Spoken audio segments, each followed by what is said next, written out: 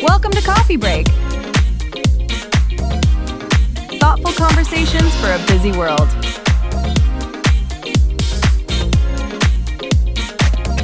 Let's begin. Have you ever had that experience where you work just tirelessly toward a goal, maybe for months, maybe for like years, and you finally achieve it? Right, yeah. The finish line. Right. You cross the finish line, you get the promotion, or you pay off that mountain of student loan debt, or you finish this agonizingly long project. Mm. And instead of this wave of pure, unadulterated joy that you were totally expecting, you feel, well, nothing. Or worse, you feel this sudden, hollow sense of panic. Like a drop in your stomach. Exactly. A kind of terrifying weightlessness that makes you just want to crawl out of your own skin. It is a profoundly unsettling psychological phenomenon. You expect a parade, a deep sense of satisfaction, and instead you get an empty room, a ringing in your ears, and this sinking feeling that something is terribly wrong. And that deeply uncomfortable feeling is exactly where we are going today. So welcome to the deep dive. Today we're looking at a really fascinating concept drawn from a text titled The Underdog Identity. Yeah, it's a great piece. It really is. And it forces us to answer a genuinely terrifying question. What if you finally win and realize you don't actually know who you are without a war to fight? Right. We are going to unpack the mechanics of why peace can actually feel like an existential threat when you have become basically perfectly adapted to chaos. The key word there is adapted. I mean, we often think of our personalities as fixed, right? Like, this is just who I am. Yeah, totally. But they are highly malleable. They're shaped by the environments we operate in. When you spend enough time in survival mode, your biology, your neurology, your psychology, all of it, they all rewire themselves to keep you alive in that specific environment. I want to give everyone listening a visual right off the bat, just to sort of ground this before we get into the heavy psychology. Let's do it. Think about bracing your entire body weight against a heavy, jammed door. Imagine you've been leaning against this door for years. Your muscles are just completely strained. Yes, your shoulder is bruised, your feet are dug into the floor, and every single ounce of your daily focus is dedicated to just pushing against this immovable object. That is your entire world. Push against the door. Right. Now imagine someone on the other side finally turns the lock and the door swings wide open. Well, the natural assumption is that you'd simply walk through the open doorway, into the next room. But you don't. You fall flat on your face. Exactly. You collapse entirely. Because the momentum of the struggle was literally the only thing holding you up. Without the extreme resistance of that heavy door, you have no balance. You have no posture. The friction was your foundation. That physical metaphor translates perfectly to the internal architecture of the human mind. Mm-hmm. When we talk about the underdog, we usually think of it as a transient phase in a narrative. Like the beginning of a movie. Right. It is Rocky Balboa before he gets his title shot. But what our source material points us toward is the severe danger of what happens when that transient phase solidifies into a core identity. It becomes who you are. Yes. We have to separate the idea of temporarily facing difficult circumstances from the act of internalizing the underdog as your fundamental self. So let's break down that anatomy a bit. When we look at the title of the excerpt, The Identity of the Underdog, there's a massive leap between saying, I am currently facing a difficult challenge, and declaring I am, at my core, an underdog. It's a huge shift. How does the brain actually make that jump? Like, what transforms a temporary, difficult situation into a permanent identity? Well, it comes down to narrative psychology and the way human beings make sense of the world. We don't just experience random events, right? We weave those events into a coherent story that explains our place in the universe. We need a storyline. Exactly. If you face prolonged adversity, your brain needs a way to process the continuous stress. So it builds a narrative. Being an underdog isn't just about facing an uphill battle. It's about internalizing the uphill battle as the defining feature of your self-concept. Okay, I need to push back here for a second because I want to make sure we're drawing the right lines for the listener. Isn't hustling and fighting for a better life just, ambition? How do we differentiate between a healthy drive to succeed and this toxic underdog identity you're talking about? Because it sounds a little bit like you're saying trying hard or overcoming obstacles is a pathology. That is such a crucial distinction to make. Ambition and the underdog identity might look similar from the outside, but their internal engines are completely different. How so? Ambition is moving toward a goal. It's proactive. You want to build a company or write a book or achieve mastery because you desire the outcome. Right. The underdog identity, however, is fundamentally reactive. It's not about what you are moving toward. It's about what you are running away from, or more accurately, what you are fighting against. Okay. So ambition is pulled by the future, but the underdog identity is pushed by the threat. Precisely. And because it's defined by the threat, the most critical component of the underdog identity is that it inherently requires a Goliath. It needs a villain. It demands an antagonist, yeah. Systemic disadvantage, a terrible boss, or just a seemingly insurmountable problem. Without Goliath, David is just a guy standing in a field holding a rock. That's such a good point. There's no story without the giant. Right. And if the identity demands opposition, the individual will subconsciously seek it out just to validate their own existence. Wait, so if the identity absolutely requires a Goliath to exist, does that mean the identity itself requires constant adversity just to survive? Unfortunately, yes. Are we basically subconsciously looking for dragons to slay Yeah. just to prove to ourselves that we're still knights? Because that sounds absolutely exhausting. It is exhausting, and it leads to an incredible paradox. Yeah. Think about the stated, conscious goal of the underdog. What are they trying to do every single day? They're trying to win. They want to overcome the obstacle, beat Goliath, get the promotion, pay off the debt, finally get to a place of safety.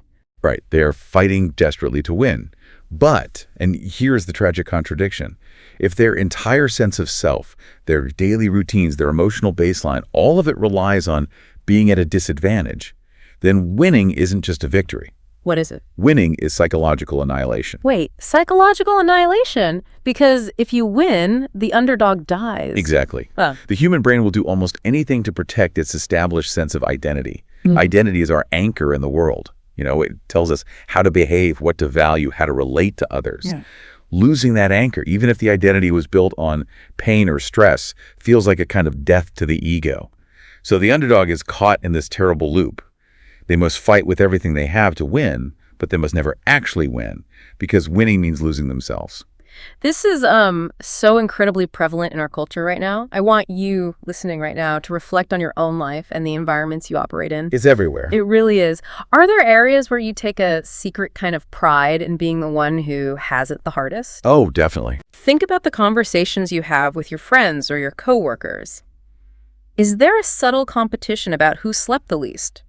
Who is dealing with the most unreasonable boss?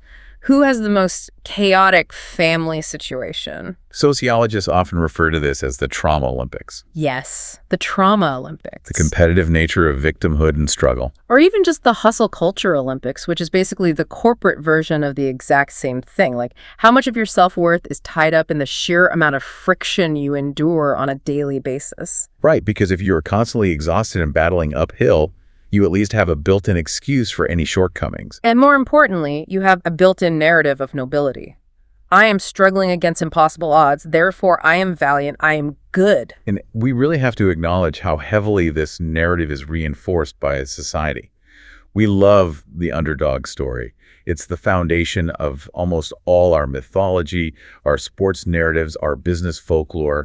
We reward people with attention, sympathy, and admiration when they're fighting the good fight against the odds. So the underdog identity isn't just an internal psychological protection mechanism. It is heavily socially incentivized. It pays dividends in social currency. But if the underdog identity entirely relies on that friction, what happens when the friction finally disappears? Because despite the self-sabotage, sometimes you actually do beat Goliath. Sometimes you do. The startup finally goes public, the toxic relationship permanently ends, the environment actually becomes safe. What happens then? That brings us to the core phenomenon we really need to unpack today: the void of victory. Or, as our source material implies, the identity crisis of peace. I want to really dig into the biology and the mechanics of this because I don't think people realize how physical this reaction actually is. It's deeply physical.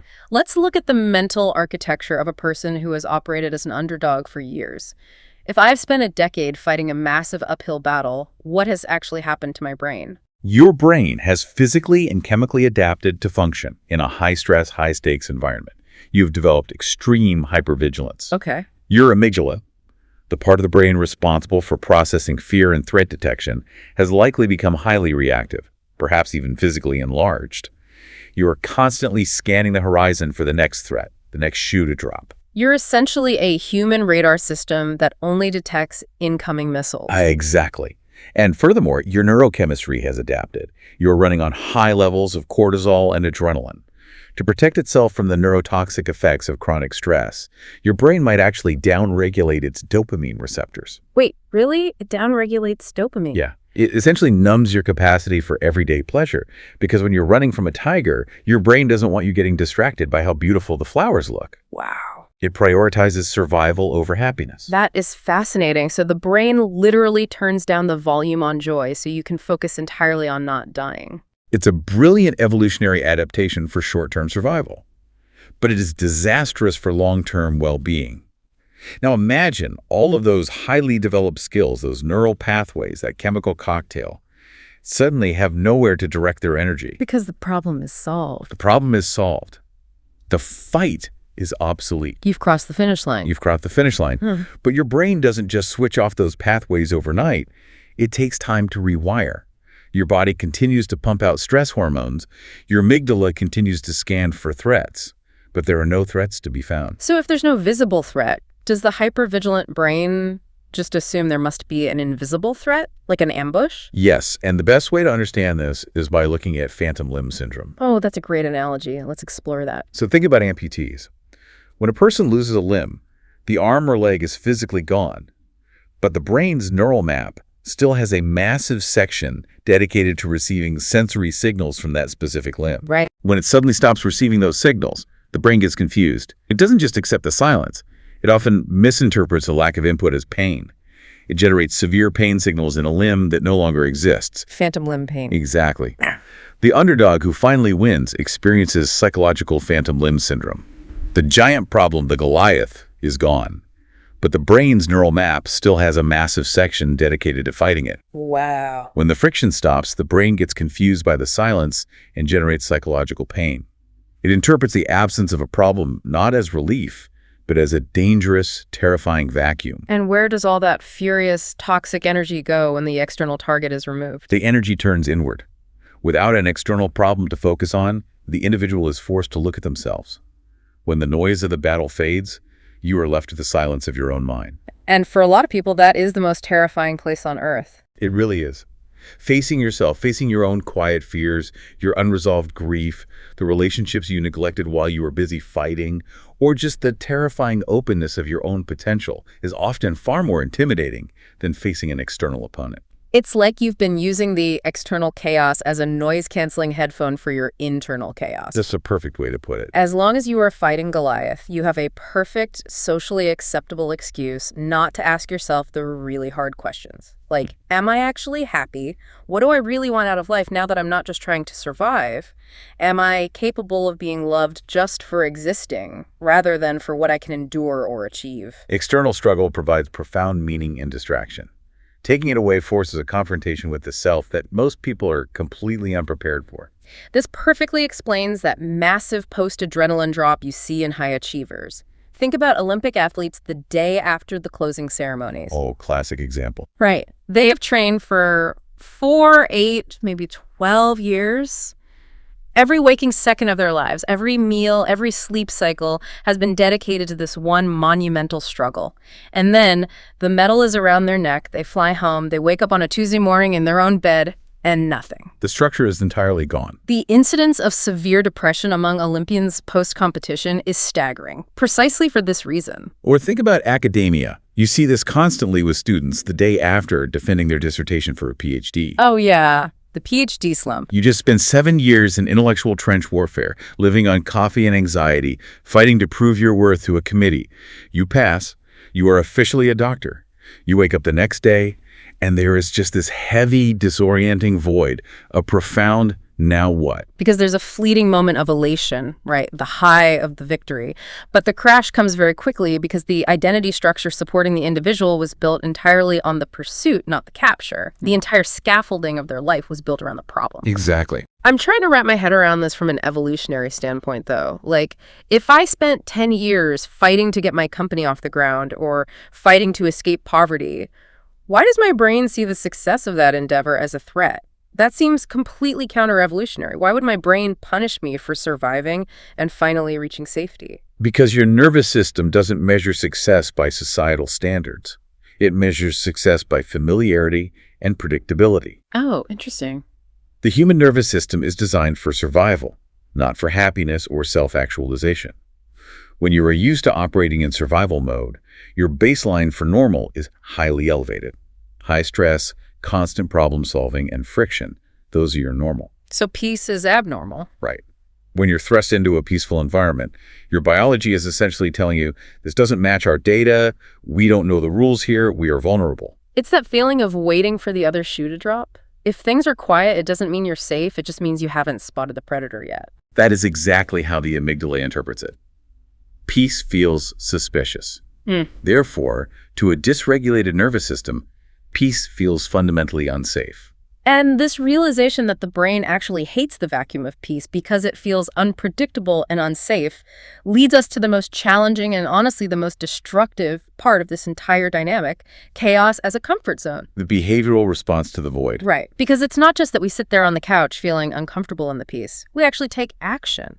Because peace feels like a terrifying identity crisis, and because it feels biologically unsafe, people will unknowingly blow up a perfectly good, stable situation just to return to the familiar comfort of the underdog struggle. They will manufacture a new Goliath. Yes, they engage in subconscious self-sabotage to restore their old, familiar identity.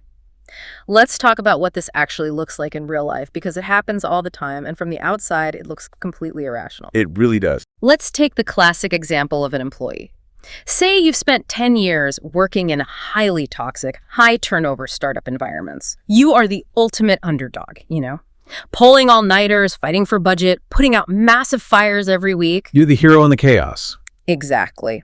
Then, because of your hard work, you finally get recruited to a stable, well-paying, mature company. Great benefits, reasonable hours, highly supportive management. The dream scenario. The victory they were theoretically fighting for. The victory. But what happens? Month 1 is fine, they're just catching their breath. Month 2, they start getting incredibly anxious because nobody is screaming at them and there are no emergencies. Month 3, because they don't know how to function without a fire to put out, they start lighting matches. They recreate the environment their nervous system knows how to navigate. Exactly. They start picking unnecessary political fights at the office. They hyperfixate on minor slights in emails and blow them totally out of proportion.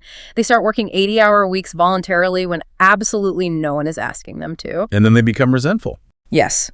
Deeply resentful of their coworkers who go home at 5 p.m. They turn a peaceful, functional job into a war zone simply because they only know how to be a soldier. That is a textbook behavioral manifestation. Okay. And you see it just as often, perhaps even more destructively, in personal finance. Oh, absolutely. Consider the person who has been buried in crushing debt for their entire adult life. They've lived with the wolf at the door. Every paycheck is a negotiation. Every month is a hustle to keep the lights on. The stress is agonizing, but it's deeply familiar. Yeah. Finally, through immense discipline or perhaps a windfall, they get completely out of debt. They have a fully funded emergency savings account. They are in the clear. And what do? Almost immediately, a psychological phantom limb pain kicks in. Safety of the savings account feels stagnant and weird. So they make a highly risky financial move. They max out a new credit card on something completely frivolous, or they take all their savings and invest it in a highly volatile, completely unvetted scheme. Or they suddenly decide they need to buy a house they can't afford. From an outside perspective, you just want to shake them and say, what are you doing? You just got out. You were free. But you have to understand, they aren't doing this because they're foolish or lack intelligence. They are doing it because chaos is their script. The anxiety of debt was their constant companion and their primary motivator for action. Without the threat of financial ruin, they literally don't know what to do with their money or their energy. They don't know their lines in a scene of financial peace. They don't know their lines in a scene of peace. That is such a powerful way to frame it. It makes so much sense. If you've only ever rehearsed for a tragedy, you don't know what to do when you're suddenly cast in a romantic comedy. You're going to start introducing tragic flaws to the character, picking fights, or creating unnecessary drama, just so you know how to act. We see this in relationships all the time, too. Someone who grew up in a highly volatile household or who has only dated chaotic, toxic partners finally meets someone who is secure, communicative, and emotionally available. And they say the person is boring. Exactly. Because their nervous system has been wired to equate anxiety with love or unpredictability with passion. When a partner is simply kind and consistent, the underdog's brain doesn't register it as love. It registers it as a lack of engagement. So they self-sabotage. Right. They'll pick a fight, cross boundaries, or pull away, testing the partner, trying to provoke a chaotic response so the environment feels normal again. It's a profound lack of behavioral repertoire. If your only tools is a hammer, you will search frantically for a nail. If there are no nails, you might start hammering the windows just to feel useful. Hammering the windows. That's a great image. I want to turn this back to you, listening to this right now. Have you ever noticed yourself doing this? Have you ever picked a fight with your partner on a totally relaxed Sunday afternoon, just when things were feeling almost too quiet? Or have you ever suddenly volunteered for a completely unnecessary, highly stressful project at work, right when your schedule finally cleared up and you had a chance to breathe? Have you ever looked at a perfectly good situation and subconsciously thought, how can I make this harder so I feel like myself again? It's the deep discomfort with the void. The compulsion to fill the empty space with struggle, because struggle equals identity. And realizing that is huge. Acknowledging the self-sabotage, recognizing the physical urge in your body to blow things up just to feel normal is the absolute critical first step. But it leaves us with a massive cliffhanger. It does. How do we actually fix it? How do we stop hammering the windows? How do we learn to live without the struggle? Well, this brings us to the most difficult phase of the process, and it requires a fundamental systemic shift in perspective. Escaping the underdog identity, moving past that initial survival state, means you have to move away from defining yourself by what you are fighting against and begin defining yourself by what you are building for. Moving from a reactive identity to a proactive identity. Taking that a step further, it's about shifting the locus of control. The underdog is, by definition, reactive. The obstacle dictates the action. If Goliath moves left, David must move right. Right. The environment dictates the terms of engagement. Your life is an answer to a question someone else asked. In peace, however, there is no obstacle dictating your movements. You have a blank canvas. Which is exactly why it's so terrifying. When you're an underdog, you don't really have to make choices about your ultimate direction. Your only choice is survive. It simplifies life in a brutal way. When the threat is gone, you have to take full ownership of your direction. You have to ask, where do I actually want to go? The burden of choice replaces the burden of survival. And the burden of choice is heavy. It requires agency, self-knowledge, and vulnerability. If you build something simply because you want to, not because you have to survive, you are exposing yourself to a new kind of failure. A failure of expression rather than a failure of survival. It's like the difference between being a wartime general and a peacetime leader. I love this historical analogy because it highlights how different the skill sets actually are. It's a great comparison. Think about a general in the middle of a brutal, chaotic war. The skills that make them successful and keep people alive are aggression, hyper-focus on immediate threats, ruthlessness, quick, unquestionable decision-making, and an absolute tolerance for stress and lack of sleep. They are phenomenal at tearing down the enemy.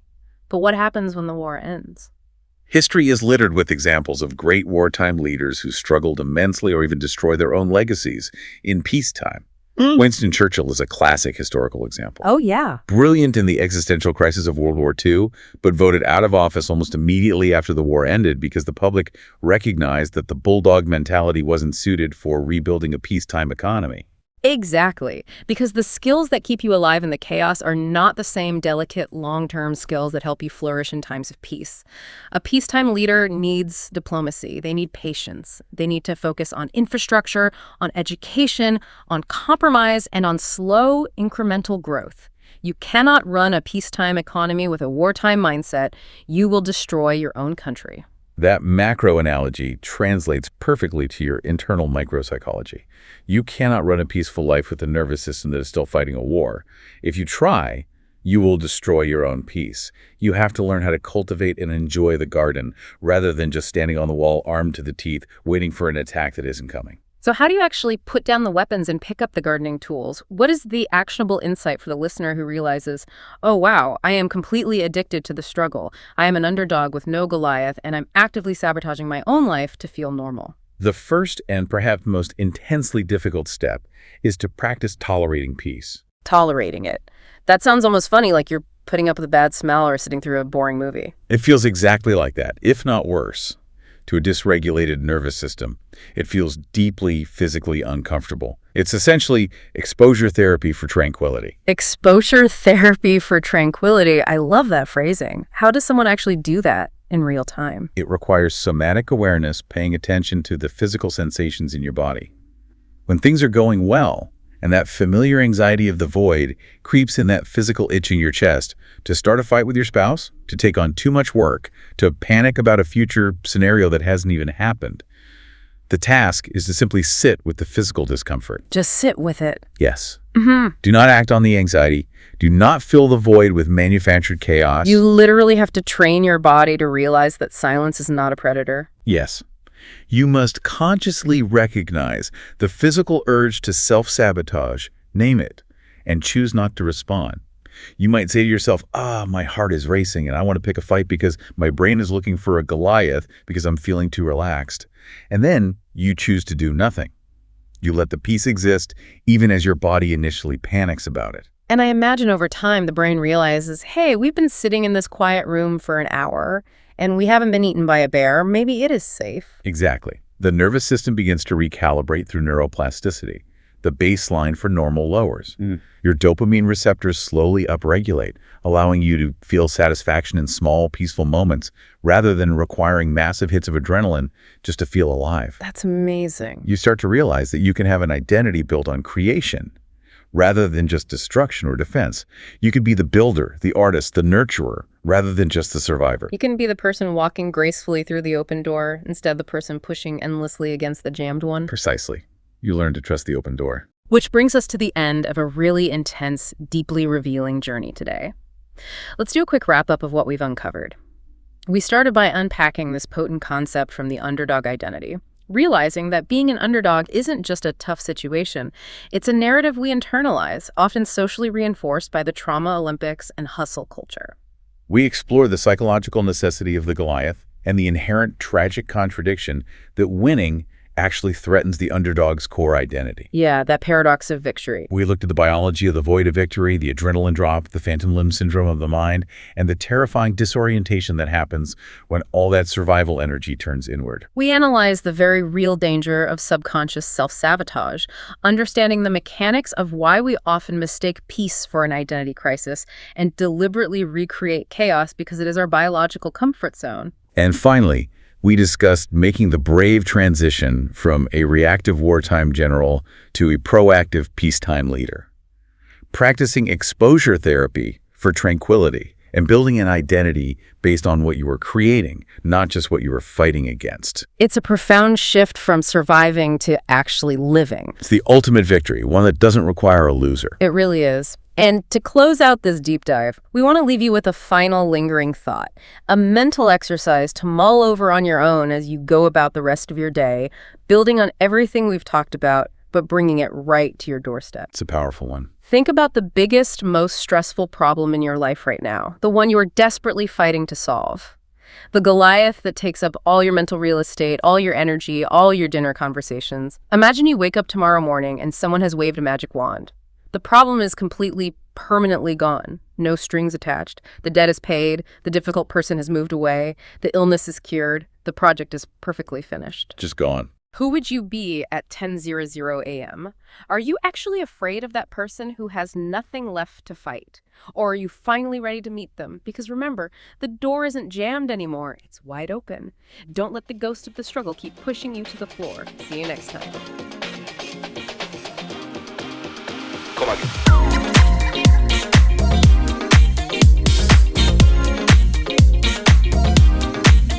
Thanks for spending this time with us on Coffee Break.